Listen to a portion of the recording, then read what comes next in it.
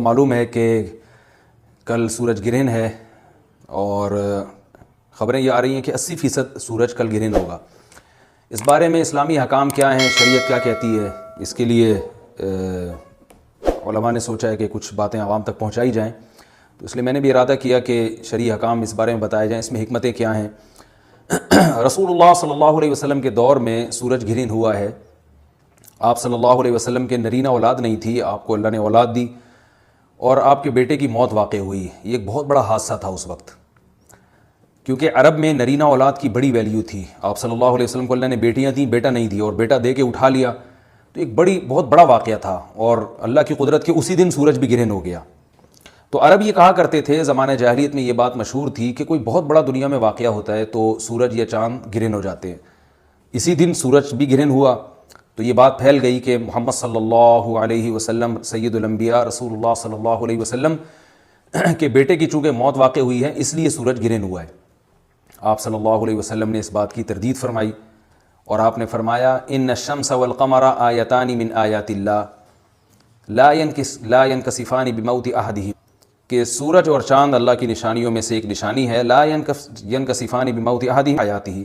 نہ تو یہ کسی کی موت کی وجہ سے گرہن ہوتے ہیں، نہ کسی کی زندگی کی وجہ سے، بل یخوف اللہ بہما عبادہ، اللہ ان کے ذریعے اپنے بندوں کو ڈراتے ہیں۔ یہ بخاری مسلم کی حدیث ہے، اپنے بندوں کو خوف زدہ کرتے ہیں۔ تو یہ اللہ کی نشانیاں ہیں، اور آپ صلی اللہ علیہ وسلم نے اس موقع پر نماز کا حکم دیا، اللہ کے سامنے عاجزی اور انکساری کا حکم دیا۔ دیکھیے یہاں ایک بہت اہم پوائنٹ کی بات ہے ان لوگوں کے لیے جو اسلام کے خلاف ہیں،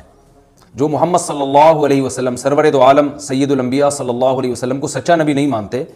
ان کے لیے اس حدیث میں آپ صلی اللہ علیہ وسلم کی نبوت کی ایک بہت زبردست دلیل موجود ہے۔ ایک واقعہ ہوا ہے آپ صلی اللہ علیہ وسلم کے بیٹے کی موت کا، اور عرب یہ ویسے ہی کہا کرتے تھے کوئی بہت بڑا دن ہوگا تو سورج گرہن ہوگا۔ تو کوئی بھی شخص جو جھوٹا نبی ہو، آپ خود بتائیے کہ کیا وہ ایسے موقع پہ اس واقعے کو اپنے حق میں کیش نہیں کرائے گا، اور وہ یہ کہے گا نہیں کہ میں تو پہلے ہی کہتا تھا میں بہت بڑی شخصیت ہوں اور میرے بیٹے کی موت ہونا، ایک پیغمبر کے بیٹے کی موت ہونا ہے تو یقیناً یہ اس اللہ کی طرف سے ایک نشانی ہے، یہ نشانی ہے سورج کا گرہن ہونا، یہ بتانے کے لیے ہے کہ واقعی یہ بہت بڑا دن ہے، اور یعنی یہ بہت بڑا دن اس اعتبار سے ہے کہ ایک نبی کے بیٹے کی موت واقع ہوئی ہے۔ لیکن آپ صلی اللہ علیہ وسلم نے یہ سب نہیں کیا، اور آپ نے بتایا کہ سورج اور چاند کے گرہن ہونے کا کسی کی موت یا زندگی سے کوئی تعلق نہیں، اور آج سائنس نے بھی ثابت کر دیا ہے کہ یہ ایک سائنٹیفک حقیقت ہے کہ جب زمین اور سورج کے درمیان چاند آ جائے تو سورج گرہن ہو جاتا ہے، اور جب چاند اور سورج کے درمیان زمین آ جائے اور سورج کی روشنی چاند تک نہ پہنچ رہی ہو تو چاند گرہن ہو جاتا ہے۔ تو یہ ایک اس میں عبرت کی بات بھی ہے ان لوگوں کے لیے جو آپ صلی اللہ علیہ وسلم کی نبوت میں شک کرتے ہیں۔ البتہ آپ صلی اللہ علیہ وسلم نے اس موقع پر ہمیں حکم دیا کہ اللہ سے تضرع اور عاجزی اور انکساری کی جائے، اپنے گناہوں کی معافی مانگی جائے، اور نماز آپ صلی اللہ علیہ وسلم نے پڑھی۔ اس پہ بھی بعض لوگ اشکال کرتے ہیں کہ یہ جب ایک نیچرل پروسیس ہے تو اس میں اتنا گھبرانے کی، کیونکہ حدیث میں آتا ہے آپ صلی اللہ علیہ وسلم بہت گھبرائے، تو اس میں گھبرانے کی کیا بات ہے؟ تو یاد رکھیے ہر نیچرل پروسیس جو ایک عام معمول سے ہٹ کر ہو، اس میں انسان کے لیے ایک عبرت کی بات ہوتی ہے۔ ہم دیکھتے ہیں رسول اللہ صلی اللہ علیہ وسلم کے دور میں جب تیز ہوا چلتی تھی اور بارش سے پہلے ہوا چلا کرتی تھی تیز ہوائیں، تو آپ صلی اللہ علیہ وسلم گھبرا کے مسجد کی طرف دوڑتے، عاجزی انکساری کرتے، اللہ تعالیٰ سے یہ کہتے کہ اللہ تو نے تو مجھ سے وعدہ کیا کہ جب تک میں ان کے درمیان موجود ہوں تو ان کو عذاب نہیں دے گا۔ تو یہ خوف کا غلبہ تھا آپ صلی اللہ علیہ وسلم پر۔ کیوں؟ وجہ اس کی یہ تھی کہ یہی حالات قوم عاد اور قوم سمود پر بھی آئے ہیں۔ قرآن میں آتا ہے نا فَلَمَّا رَأَوْهُ عَارِضًا مُسْتَقْبِلَ أَوْدِيَتِهِمْ قَالُوا هَذَا عَارِضٌ مُمْطِرُنَا بَلْ هُوَ مَا اسْتَعْجَلْتُمْ بِهِ رِيحٌ فِيهَا عَذَابٌ أَلِيمٌ تُدَمِّرُ كُلَّ شَيْءٍ بِأَمْرِ رَبِّهَا فَأَصْبَحُوا لَا يُرَىٰ إِلَّا مَسَاكِنُهُمْ، کہ وہ بادلوں کو دیکھ کے کہنے لگے یہ تو ایک معمول کے مطابق بادل ہیں جو برسیں گے اور بارش ہوگی۔ تو پیغمبر نے کیا کہا کہ یہ بارش نہیں ہے بلکہ یہ وہ عذاب ہے جس کی تم جلدی کیا کرتے تھے، اور اس میں ایک ایسی ہوا ہے جو اللہ کے حکم سے ہر چیز کو ہلاک کر دے گی۔ اور پھر ان پر ایک ہفتہ عذاب آیا، اور قرآن کہتا ہے کہ وہ ایسے پڑھ کے ہلاک ہو گئے کہ فَتَرَى الْقَوْمَ فِيهَا صَرْعَىٰ كَأَنَّهُمْ أَعْجَازُ نَخْلٍ خَاوِيَةٍ، اے مخاطب اگر تو ان کو دیکھتا تو ایسے لگتا کھجور کے تنے ہیں جو اوندھے پڑے ہوئے ہیں۔ تو ایسے ہوا نے ان کو تہس نہس کر دیا۔ تو یہ عام معمول سے ہٹ کے جب بھی اس کائنات میں کوئی تغیر آتا ہے تو اللہ کی نشانیوں میں سے ایک سائنٹیفک حقیقت بھی ہے، اس کی ایک لاجک بھی ہے، لیکن اس کے ساتھ ساتھ اللہ کی نشانیوں میں سے ایک نشانی بھی ہے، اور ایسی نشانی ہے جس سے ہمیں ڈرنا چاہیے کہ اللہ تعالیٰ کو اختیار ہے وہ جب چاہے سورج کی روشنی چھین لے، چاہے کسی بھی طرح سے چھینے۔ اور یہ بھی ایک سائنٹیفک حقیقت ہے جو آپ صلی اللہ علیہ وسلم کی نبوت پر جس نے ایک مہر لگا دی ہے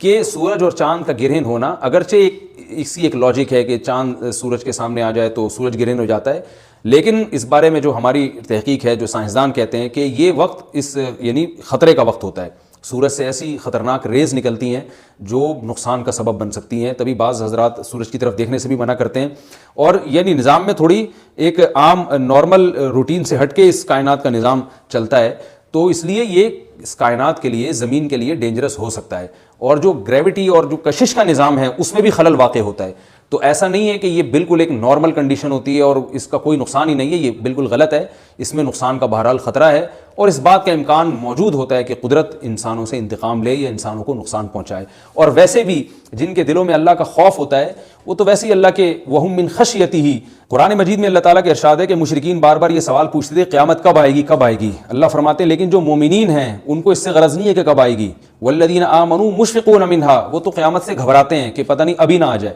تو جس کے دل میں اللہ کا خوف ہوتا ہے اس کے زندگی گزارنے کا طریقہ کچھ اور ہوتا ہے، وہ بات بات پہ اللہ سے ڈرتا ہے، اس کو اللہ سے ڈرنے کا بہانہ چاہیے، اس کو توبہ کا بہانہ چاہیے، تو اس بحث میں پڑھنا کہ یہ تو ایک لاجیکلی ایک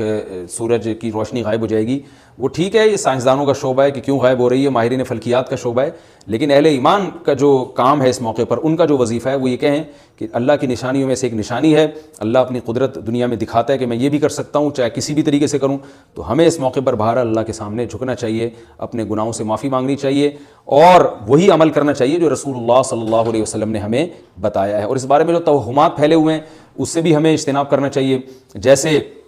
نبی صلی اللہ علیہ وسلم نے عربوں کے وہم کو دور کیا ہے، بھائی اس کا کسی کی موت اور زندگی سے کوئی تعلق نہیں ہے، تو اسی طرح آج کل لوگوں میں ایک سورج اور چاند گرہن ہونے کے بارے میں وہم بھی بہت ہے کہ پتہ نہیں کیا ہو جائے گا، حاملہ عورتیں نہ نکلیں، فلانا نہ کرے، فلانا خربوزہ نہ کھائے، اس موقع پر کسی نے تربوز کھا لیا تو یہ ہو جائے گا، الٹی الٹی باتیں پتہ نہیں کیا کیا مشہور ہیں، یہ خربوزے تربوز کی تو میں ویسے ہی مثال دے رہا ہوں،